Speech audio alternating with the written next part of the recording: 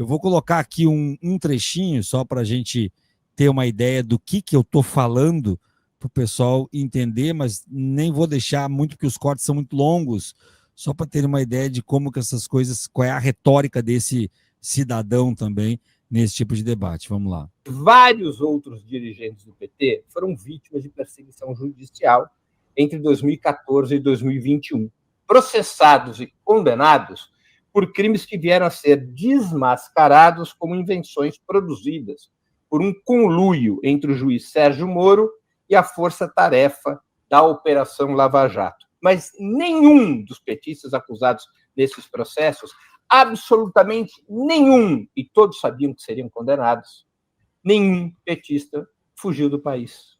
Muito menos pediram sanções de uma potência estrangeira contra o povo brasileiro para tentar reverter seus processos. Por que vocês, bolsonaristas, fogem? Por que vocês não se comportam com dignidade e preferem escapar pela porta dos fundos ao invés de responder aos seus processos dentro do território nacional e sem mimimi? 5 minutos, Alan. Mimimi de cu é rola. Vou começar assim, né? Olha isso. Ele já começou assim, mimimi de cu é rola. 2. Eu não saí pelas portas de trás, mas eu saí pela porta da frente, saí pelo galeão. Então você tem que questionar as autoridades brasileiras porque eles deixaram eu sair. 2. O pedido de prisão foi feito quando eu já estava nos Estados Unidos. Nenhum comunista, quando teve um pedido de prisão estando fora, voltou. O próprio Dirceu não fez isso. Né? Ele fez máscara no rosto para fingir onde estava. E todos os outros exilados comunistas, quando eles estavam do lado de fora, só voltaram depois, quando eles conseguiram a anistia em 1979. Então, se a minha postura de manter a minha segurança dentro de um país livre é algo equivocado, da mesma maneira equivocou-se, então, José Dirceu e tantos outros. Se você considera mimimi ou, então, falta de coragem, é porque nós não seguimos o exemplo do Gabeira de sequestrar embaixador americano para libertar prisioneiro, né, que você considera isso um ato de virtude heróica, né, e você acha que isso é algo de mais glorioso que se possa fazer, sequestrar uma pessoa inocente de um outro país para trocar prisioneiros no momento em que você pede anistia.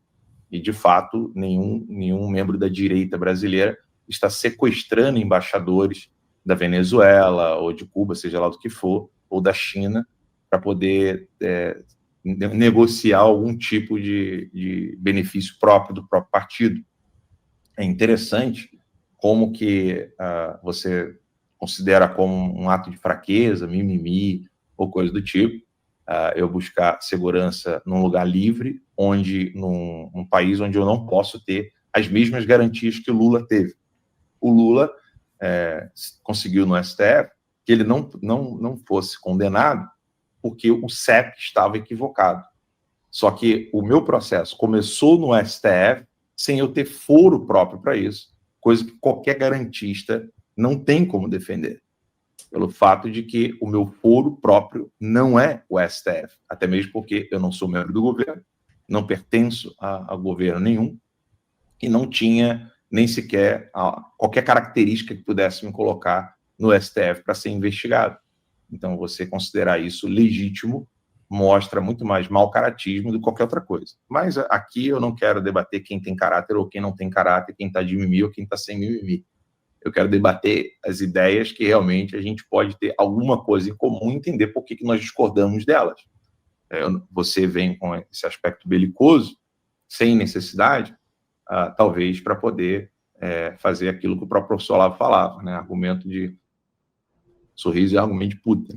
Então, eu gostaria muito que a gente pudesse debater por que a União Soviética poderia retirar os direitos dos indivíduos pela lei positiva instaurada no país, como foi o caso de Solzhenitsyn, e entender melhor por que o que aconteceu com Solzhenitsyn, que foi um crime, de acordo com a União Soviética, cometido em carta privada, onde ele criticava o Stalin. Esse crime era um atentado contra a democracia soviética. Agora é a hora da minha pergunta? É só para entender. Não, é uma resposta.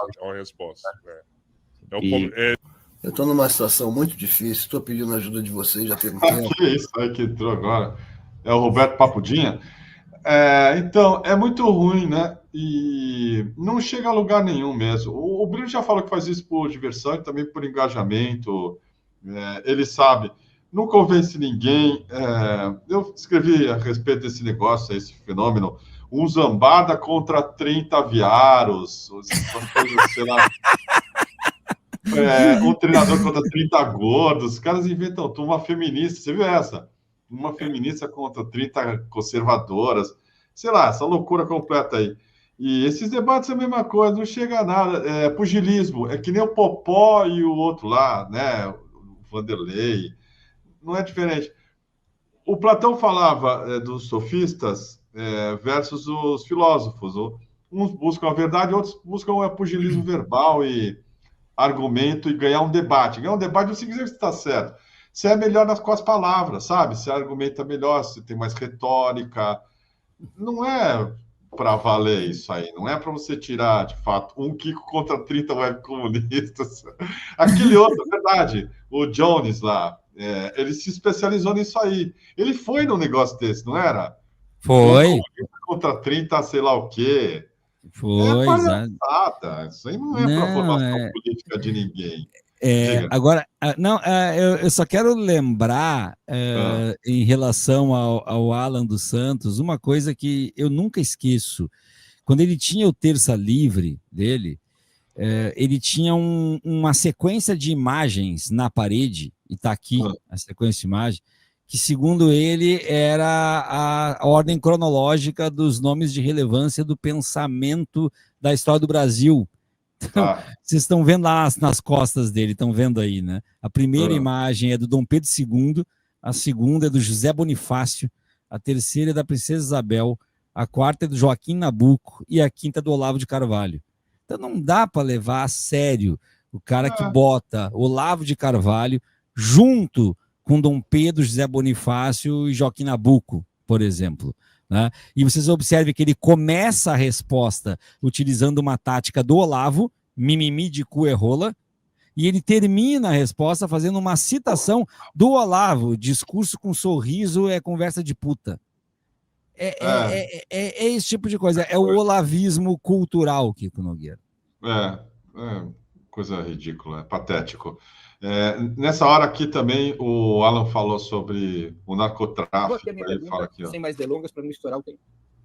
Alan, você é publicamente um aliado de Eduardo Bolsonaro e Paulo Figueiredo nas tentativas de pressionar o governo Donald Trump a adotar sanções econômicas contra o Brasil, pressionando pela anulação dos processos contra Jair Bolsonaro e seus cúmplices. Recentemente, você até escreveu uma carta ao presidente norte-americano a esse respeito, na qual conclamou, abre aspas, com a ajuda da nação mais livre e poderosa da Terra, poderemos libertar Jair Messias Bolsonaro, restaurar o Estado de Direito e reerguer a bandeira verde e amarela como símbolo de fé, ordem e liberdade. Que diabo de patriotas são os bolsonaristas que se ajoelham diante de uma potência estrangeira e conspiram para pedir intervenção nos assuntos internos de nosso país, mesmo às custas de sacrificar o nosso povo e a nossa economia? 5 minutos, Alan. Eu não vejo a hora do Trump fazer o que deve ser feito com todo o seu aparato militar dentro das favelas e das periferias do Brasil. Executar cada narcotraficante que está na tríplice fronteira, executar cada terrorista que está em cada canto desse país, treinando treinando militarmente esses jovens, né, inocentes, vítimas dos usuários, como disse o Lula. Eu não vejo a hora dos Estados Unidos acabar com o PCC, o Comando Vermelho, Al-Qaeda, Hamas e Hezbollah. Assim que isso acontecer, nós iremos ver magicamente a democracia funcionando no Brasil. Porque eu estou convicto de que quem segura a mão dos opressores no Brasil hoje, seguram com a mão do narcotráfico terrorista. Eu não tenho dúvidas disso. Eu não tenho dúvidas daquilo que o Carvajal disse na Espanha e disse aqui nos Estados Unidos, que o Lula se beneficiou do dinheiro do narcotráfico que o Maduro opera por meio do cartel de Los Soles. Eu não vejo a hora de ver os Marines, os Navy, os SEALs, usando toda a força que eles têm para executar esses criminosos armados em guerra, conflito. Não execução como a da Elza. Eu não vejo a hora dos Estados Unidos poder socorrer o povo brasileiro desarmado para poder acabar com os narcotraficantes e terroristas, porque contra eles, nem mesmo os nossos policiais podem. O efetivo policial do Rio de Janeiro não é maior do que o efetivo de narcotraficantes terroristas que estão hoje no Rio de Janeiro, treinados por grupos terroristas. Então, se você quer me perguntar que tipo de patriotismo é esse, você pode ir em qualquer periferia, não na área riquinha que você frequenta em São Paulo, mas você vai em qualquer periferia e pergunta às pessoas se elas aprovam, por exemplo, as ações do Cláudio Castro. Mais de 80% das pessoas nas favelas concordam com isso. E aí, sim, a gente está falando de opinião popular. Breno, reconheça, o PCO pensa melhor do que toda essa elitezinha de merda que se acha puta intelectual de esquerda, mas esqueceu o povão, esqueceu o cara que está no trem, esqueceu o cara que está na favela. Se vocês quiserem ainda ter algum tipo de discussão e conversa com quem é do povão mesmo, se vocês temem tanto que essas pessoas se tornem apoiadores do Bolsonaro, ou a esquerda se volta para o povão, ou vocês vão continuar falando para as paredes, não entendendo o sofrimento que o povo tem com relação ao narcotráfico e terrorismo nas periferias e nas favelas. Eu não estou falando porque eu li isso num livro, não, velho. Eu falo isso porque eu vim de Morro Agudo, Nova Iguaçu, Baixada Fluminense. Eu sei do que eu estou falando. O povo sofre, padece com narcotráfico e terrorismo. E se as forças policiais do Brasil não têm condições de lutar contra esse grupo armado criminoso que opera no Brasil com apoio internacional, eu quero muito, sim, que os Estados Unidos possam socorrê-los.